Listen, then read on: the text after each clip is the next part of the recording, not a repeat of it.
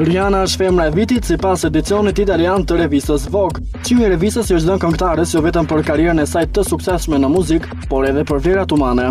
Vajza nga Barbados ka marrë pjesë në shumë projekte bamirësie gjatë këtij viti dhe është vlerësuar gjithashtu për kapërcimin e shumë problemeve në jetën e saj, siç janë marrëdhënia e vështirë me Chris Brown dhe me babain e saj Ronald Fenty. Rihanna është mbretëresha e popit, ka arritur të ketë sukses në karrierën e saj pavarësisht problemeve në jetën private, shkruan Vogue. Lady Gaga është veçanërisht e prekur nga vdekja e Amy Winehouse, pasi ajo shpesh ishte ngatruar me këngëtaren problematike para se ajo të vdiste. Është një mësim për të gjithë botën, mos i vrisni superiuret, kujdesuni për shpirtin e saj. Unë isha askush kur dola për herë të parë, dilja në rrugë dhe njerëzit më thonin Amy.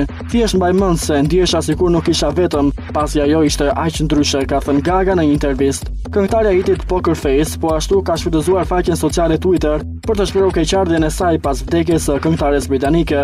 Amy e ka ndryshuar muzikën pop për gjithmonë. Mbaj mend se e dija se kishte shpresë dhe ndihesha se nuk jam e vetme për shkak të saj.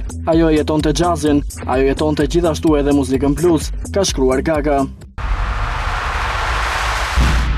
Brad Pitt ka një pasion të ri, fotografin.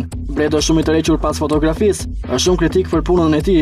Shikoj një foto që ka bërë dhe mendoj se është mrekullueshme, ndërsa i gjen gjithmonë diçka që mund ta bënte më mirë, shpreh bashkëshortja e tij Angelina Jolie. Brad Pitt ndodhet në Angli për xhirimin e filmit të tij të ri World War Z. Hugh Jackman, interpretuesi i Wolverine në filmin X-Men, po planifikon të zhvillojë një ser koncertesh në kryeqytetin anglez në Londër. Mësohet se aktori ka kërkuar edhe ndihmën e këngëtarit Robbie Williams në këtë aventurë. Po kërkojmë vendin e duhur për këtë koncert. Dua të realizoj diçka zbavitse së bashku me Robbie Williams, ka deklaruar Jackman për Daily Mail. Koncerti mund të zhvillohet pranverën e ardhshme.